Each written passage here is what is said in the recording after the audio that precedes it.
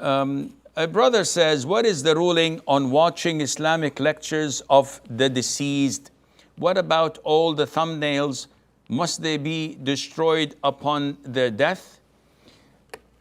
You recall that we say usually that in terms of photography, it is not permissible to keep photographs of women and of deceased.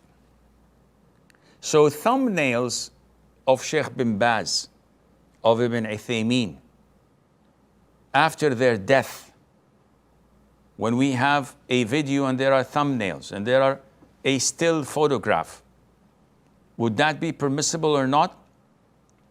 I called one of the major scholars and asked him, who he himself adopts this opinion, and he said, I believe that such pictures, meaning thumbnails of deceased for such videos, are permissible, and that they're not kept to be worshipped or to be called upon, and they're just random pictures that come and go.